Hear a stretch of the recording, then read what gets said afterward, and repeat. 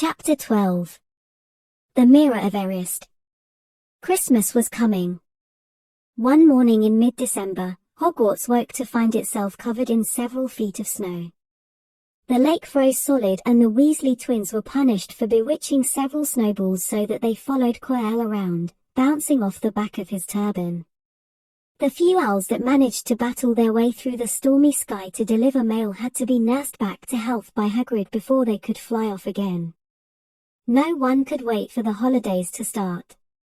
While the Gryffindor common room and the Great Hall had roaring fires, the drafty corridors had become icy and a bitter wind rattled the windows in the classrooms. Worst of all were Professor Snape's classes down in the dungeons, where their breath rose in a mist before them and they kept as close as possible to their hot cauldrons. "I do feel so sorry," said Draco Malfoy, one potions class, for all those people who have to stay at Hogwarts for Christmas because they're not wanted at home. He was looking over at Harry as he spoke. Crabbe and Goyle chuckled. Harry, who was measuring out powdered spine of lionfish, ignored them. Malfoy had been even more unpleasant than usual since the Quidditch match. Disgusted that the Slytherins had lost, he had tried to get everyone laughing at how a wide-mouthed tree frog would be replacing Harry as Seeker next. Then he'd realized that nobody found this funny, because they were all so impressed at the way Harry had managed to stay on his bucking broomstick.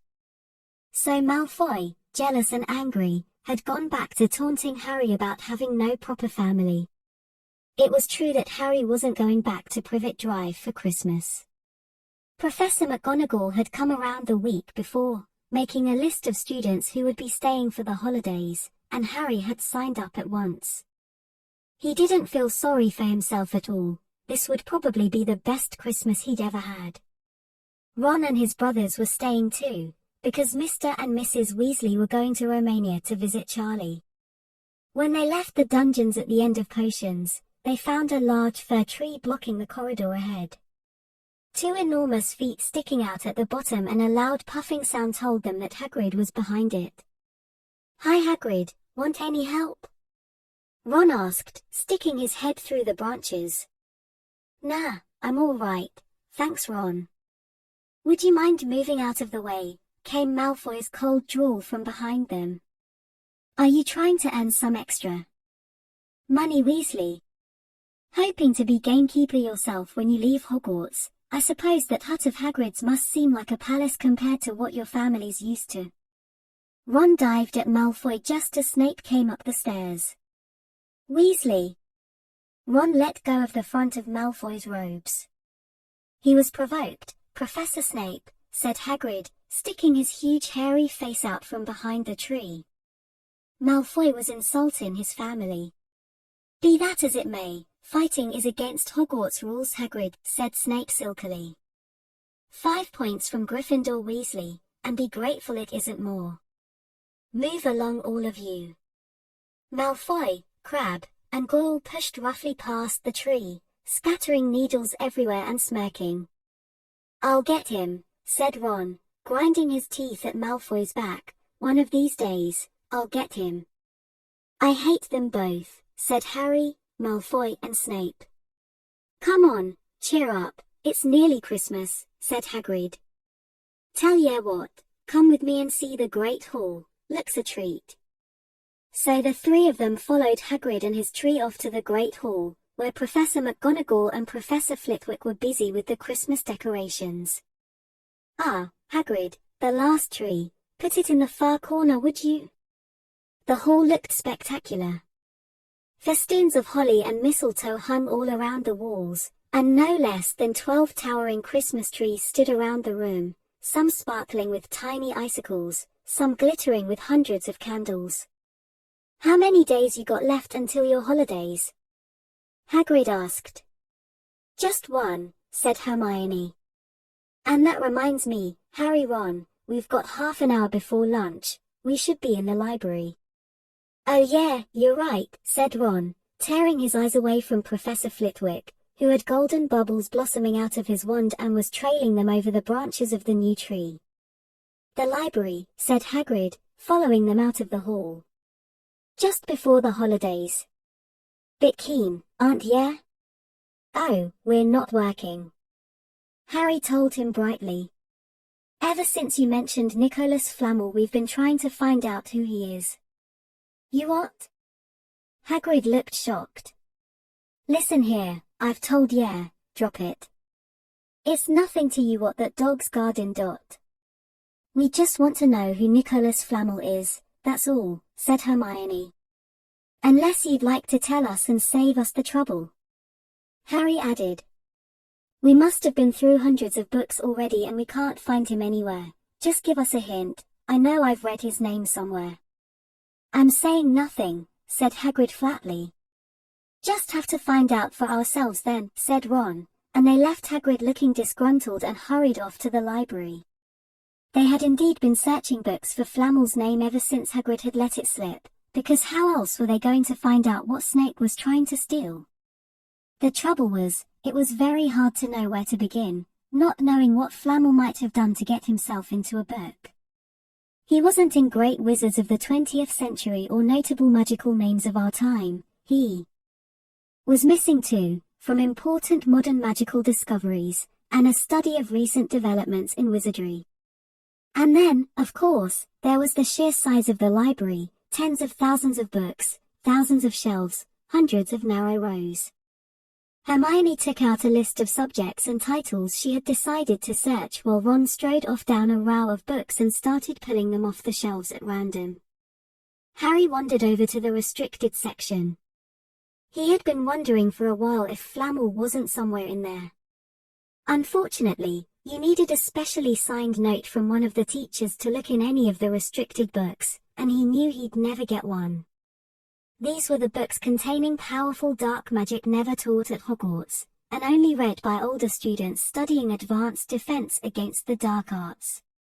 What are you looking for, boy? Nothing, said Harry. Madam Pince the librarian brandished a feathered duster at him.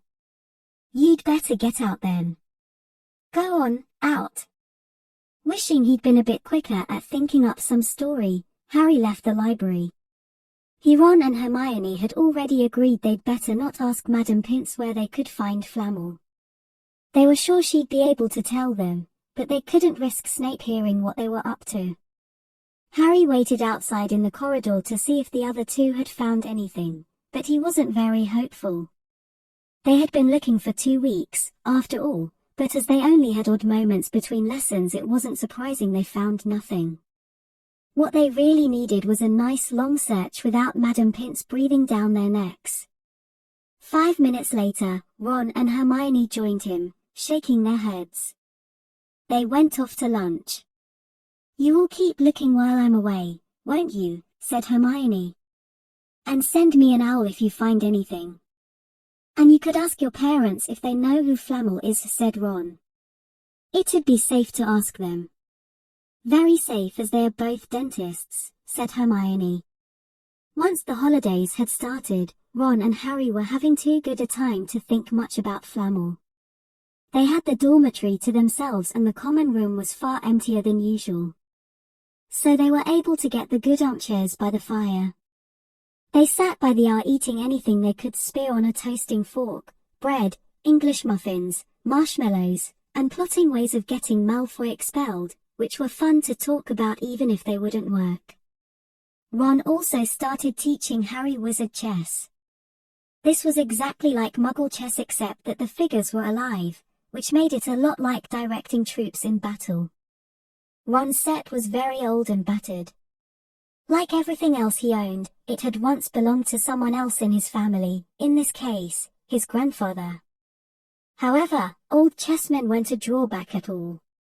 Ron knew them so well he never had trouble getting them to do what he wanted. Harry played with chessmen Seamus Finnegan had lent him, and they didn't trust him at all. He wasn't a very good player yet and they kept shouting different bits of advice at him, which was confusing. Don't send me there, can't you see his knight? Send him, we can afford to lose him.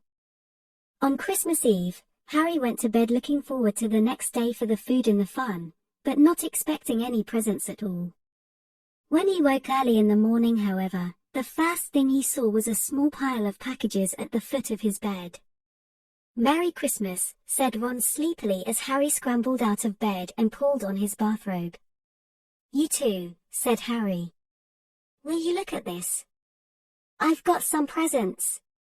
"What did you expect, turnips?" said Ron, turning to his own pile, which was a lot bigger than Harry's. Harry picked up the top parcel. It was wrapped in thick brown paper and scrawled across it was "To Harry, from Hagrid." Inside was a roughly cut wooden flute. Hagrid had obviously whittled it himself. Harry blew it. It sounded a bit like an owl. A second very small parcel contained a note. "We received your message and enclose your Christmas present. From Uncle Vernon and Aunt Petunia." Taped to the note was a 50p piece. "That's friendly," said Harry. Ron was fascinated by the 50p. "Weird," he said, "what a shape." "This is money?" "You can keep it," said Harry, laughing at how pleased Ron was. "Hagrid and my aunt and uncle, so who sent these?" "I think I know who that one's from," said Ron, turning a bit pink and pointing to a very lumpy parcel. "My mom. I told her you didn't expect any presents and, oh no," he groaned, "she's made you a Weasley sweater." Harry had to open the parcel to find a thick hand-knitted sweater in emerald green and a large box of homemade fudge. "Every year she makes us a sweater," said Ron, unwrapping his own, "and mine's always maroon." "That's really nice of her," said Harry, trying the fudge, which was very tasty. His next present also contained candy, a large box of chocolate frogs from Hermione. This only left one parcel. Harry picked it up and felt it. It was very light. He unwrapped it. Something fluid and silvery grey went slithering to the floor where it lay in gleaming folds. Ron gasped. "I've heard of those," he said in a hushed voice, dropping the box of every flavour beans he'd gotten from Hermione. "If that's what I think it is, they're really rare, and really valuable." "What is it?" Harry picked the shining silvery cloth off the floor. It was strange to the touch, like water woven into material. "It's an invisibility cloak," said Ron, a look of awe on his face. "I'm sure it is. Try it on." Harry threw the cloak around his shoulders and Ron gave a yell. "It is." "Look down." Harry looked down at his feet, but they were gone. He dashed to the mirror.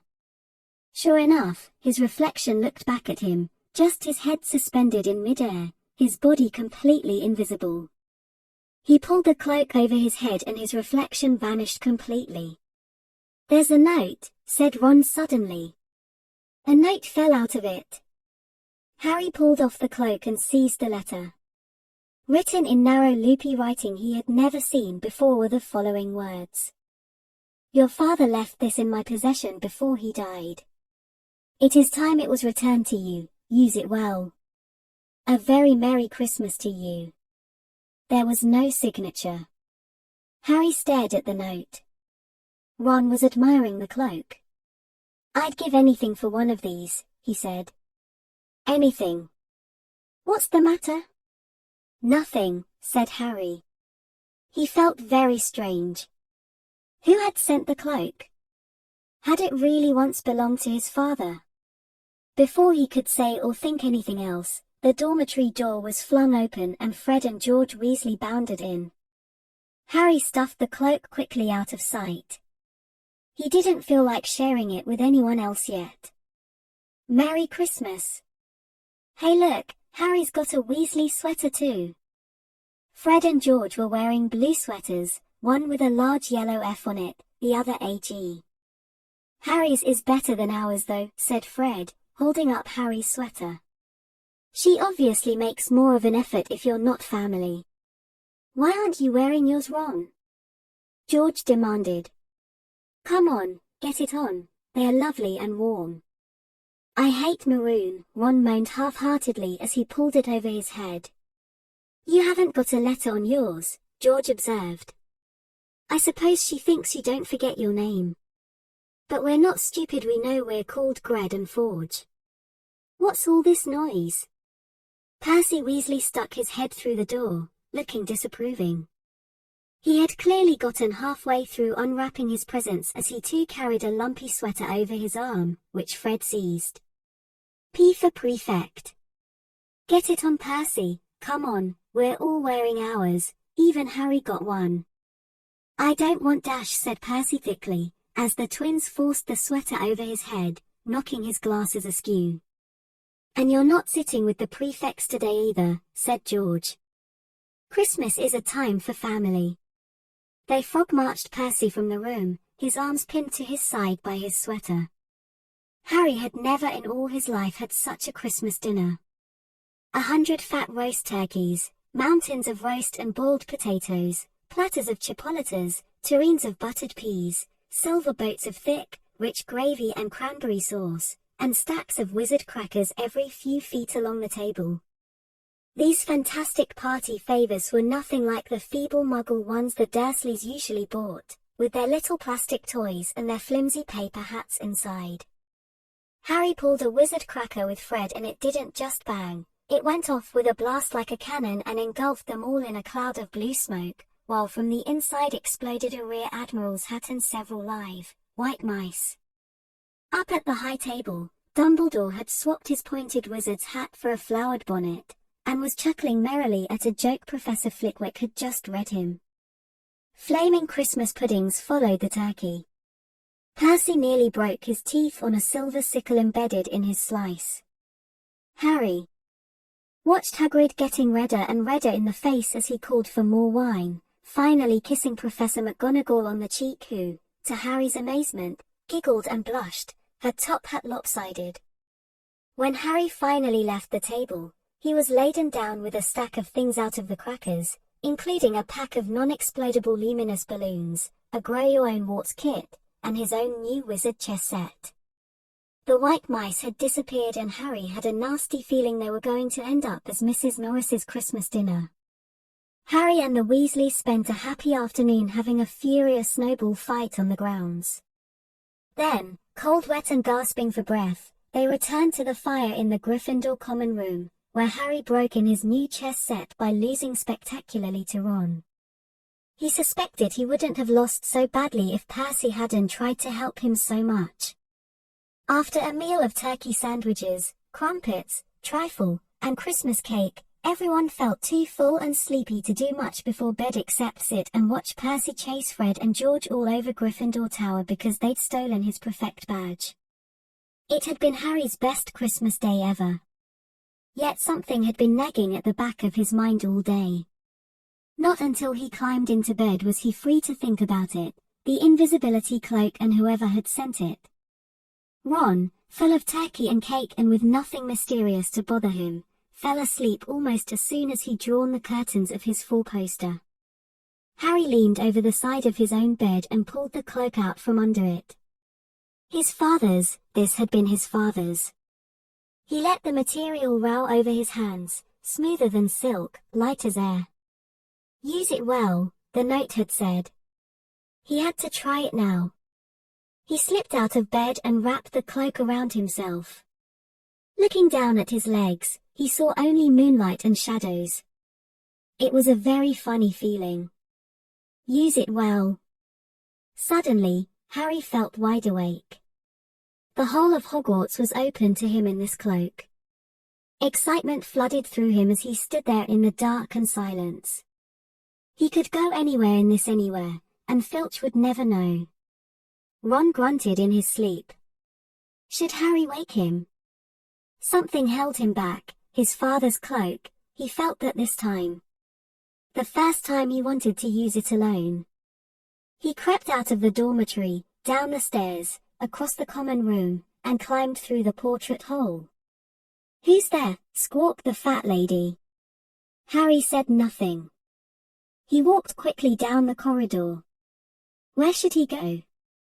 He stopped, his heart racing and thought. And then it came to him. The restricted section in the library. He'd be able to read as long as he liked, as long as it took to find out who Flamel was. He set off, drawing the invisibility cloak tight around him as he walked. The library was pitch black and very eerie. Harry lit a lamp to see his way along the rows of books.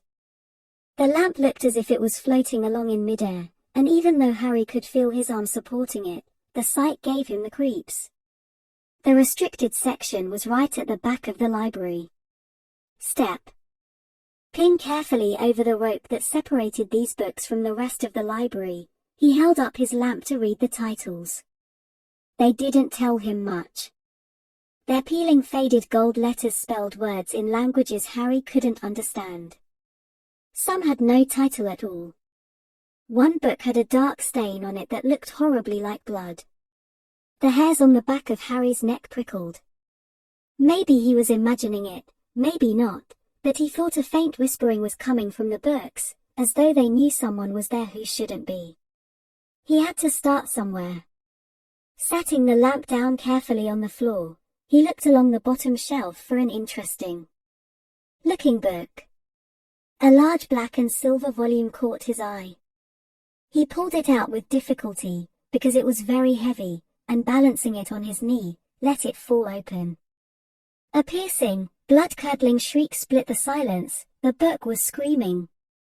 Harry snapped it shut, but the shriek went on and on, one high unbroken, ear-splitting note. He stumbled backward and knocked over his lamp, which went out at once. Panicking, he heard footsteps coming down the corridor outside. Stuffing the shrieking book back on the shelf, he ran for it. He passed Filch in the doorway. Filch's pale wild eyes looked straight through him, and Harry slipped under Filch's outstretched arm and streaked off up the corridor, the book's shrieks still ringing in his ears.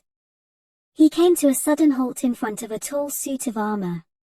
He had been so busy getting away from the library, he hadn't paid attention to where he was going. Perhaps because it was dark, he didn't recognize where he was at all. There was a suit of armor near the kitchens he knew, but he must be 5 floors above there. You asked me to come directly to you, Professor, if anyone was wandering around at night, and somebody's been in the library, restricted section. Harry felt the blood drain out of his face.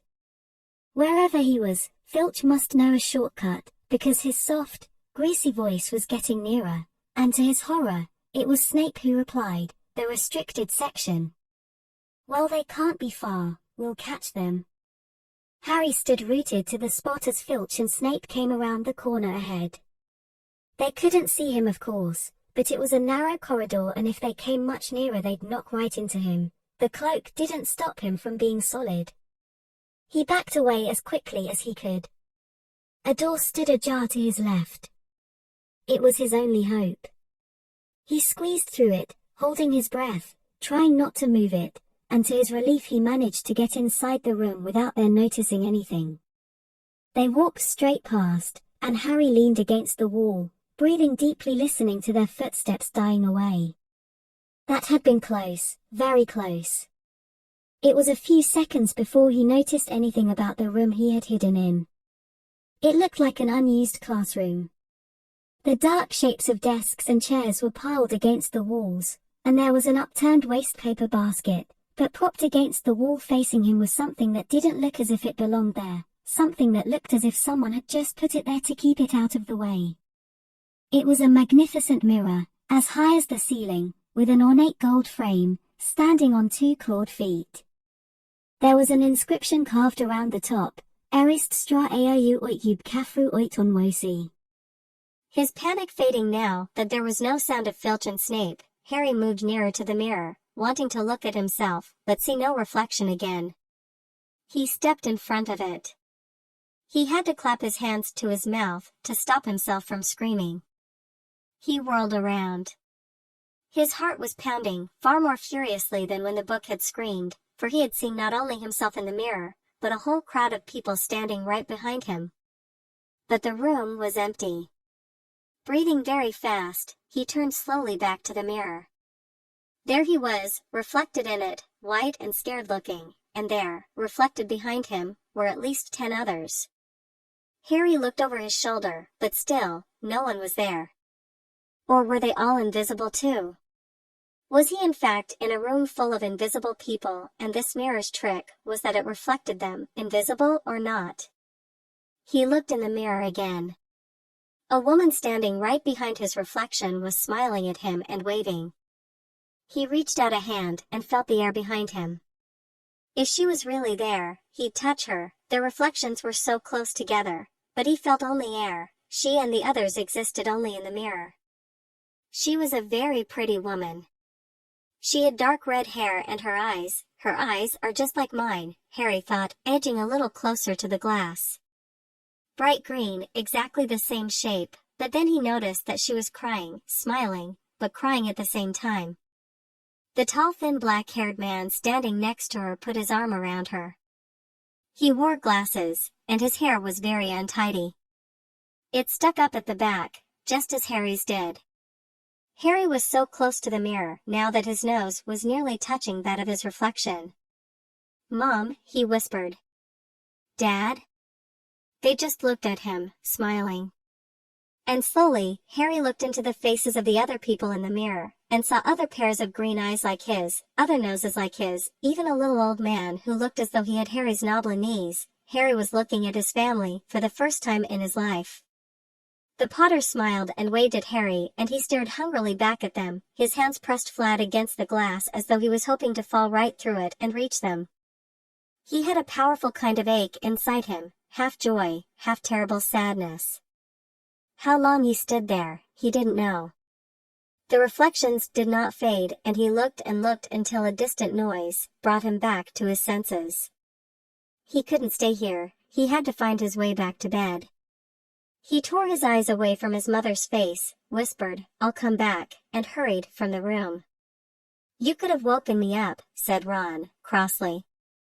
"You can come tonight, I'm going back. I want to show you the mirror." "I'd like to see your mom and dad," Ron said eagerly. "And I want to see all your family, all the Weasleys. You'll be able to show me your other brothers and everyone." "You can see them any old time," said Ron. "Just come round my house this summer.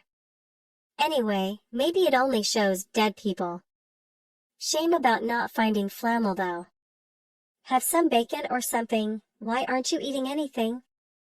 Harry couldn't hear. He had seen his parents and would be seeing them again tonight. He had almost forgotten about flannel. It didn't seem very important anymore. Who cared what the three-headed dog was guarding? What did it matter if Snape stole it really? "Are you all right?" said Ron. "You look odd." What Harry feared most was that he might not be able to find the mirror room again. With Ron covered in the cloak too, they had to walk much more slowly the next night. They tried retracing Harry's route from the library, wandering around the dark passageways for nearly an hour. "I'm freezing," said Ron. "Let's forget it and go back." "No!" Harry hissed. "I know it's here somewhere." They passed the ghost of a tall witch gliding in the opposite direction, but saw no one else. Just as Ron started moaning that his feet were dead with cold, Harry spotted the suit of armor. "It's here, just here, yes." They pushed the door open. Harry dropped the cloak from around his shoulders and ran to the mirror. There they were. His mother and father beamed at the sight of him. "See?" Harry whispered. "I can't see anything." "Look. Look at them all, there are loads of them." "I can only see you." "Look in it properly, go on, stand where I am." Harry stepped aside, but with Ron in front of the mirror, he couldn't see his family anymore, just Ron in his paisley pajamas. Ron, though, was staring transfixed at his image. "Look at me," he said. "Can you see all your family standing around you?" "No, I'm alone, but I'm different. I look older, and I'm head boy." "What?" I'm wearing the badge like Bill used to, and I'm holding the house cup and the Quidditch cup. I'm Quidditch captain too." Ron tore his eyes away from this splendid sight to look excitedly at Harry. "Do you think this mirror shows the future?" "How can it? All my family are dead. Let me have another look." "You had it to yourself all last night. Give me a bit more time." "You're only holding the Quidditch cup. What's interesting about that?" I want to see my parents. Don't push me. A sudden noise outside in the corridor put an end to their discussion. They hadn't realized how loudly they had been talking. Quick! Ron threw the cloak back over them as the luminous eyes of Mrs. Norris came round the door. Ron and Harry stood quite still, both thinking the same thing. Did the cloak work on cats? After what seemed an age, she turned and left. This isn't safe. She might have gone for Filch. I bet she heard us. Come on. And Ron pulled Harry out of the room. The snow still hadn't melted the next morning. Want to play chess, Harry? Said Ron. No. Why don't we go down and visit Hagrid? No, you go. I know what you're thinking about, Harry, that mirror. Don't go back tonight. Why not? I dunno. I've just got a bad feeling about it, and anyway, you've had too many close shaves already. Filch, Snape and Mrs. Norris are wandering around. So what if they can't see you? What if they walk into you? What if you knock something over? You sound like Hermione. I'm serious, Harry, don't go. But Harry only had one thought in his head, which was to get back in front of the mirror, and Ron wasn't going to stop him. That third night he found his way more quickly than before. He was walking so fast he knew he was making more noise than was wise, but he didn't meet anyone. And there were his mother and father smiling at him again, and one of his grandfathers nodding happily. Harry sank down to sit on the floor in front of the mirror. There was nothing to stop him from staying here all night with his family. Nothing at all. Except so, back again, Harry? Harry felt as though his insides had turned to ice. He looked behind him. Sitting on one of the desks by the wall was none other than Albus Dumbledore. Harry must have walked straight past him, so desperate to get to the mirror he hadn't noticed him. I didn't see you, sir. Strange how nearsighted being invisible can make you, said Dumbledore, and Harry was relieved to see that he was smiling. So, said Dumbledore, slipping off the desk to sit on the floor with Harry, you, like hundreds before you, have discovered the delights of the Mirror of Erist. I didn't know it was called that, sir. But I expect you've realized by now what it does? It shows me my family. And it showed your friend Ron himself as head boy. How did you know? I don't need a cloak to become invisible, said Dumbledore gently. Now, can you think what the Mirror of Erist shows us all? Harry shook his head. Let me explain. The happiest man on earth would be able to use the Mirror of Erist like a normal mirror, that is, he would look into it and see himself exactly as he is. Does that help? Harry thought. Then he said slowly, it shows us what we want, whatever we want. Yes and no, said Dumbledore quietly. It shows us nothing more or less than the deepest, most desperate desire of our hearts. You, who have never known your family, see them standing around you.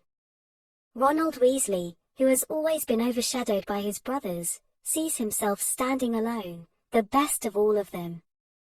However, this mirror will give us neither knowledge or truth. Men have wasted away before it, entranced by what they have seen, or been driven mad, not knowing if what it shows is real or even possible.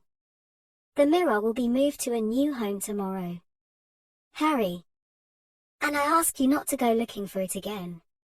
If you ever do run across it, you will now be prepared. It does not do to dwell on dreams and forget to live, remember that. Now why don't you put that admirable cloak back on and get off to bed? Harry stood up. Sir.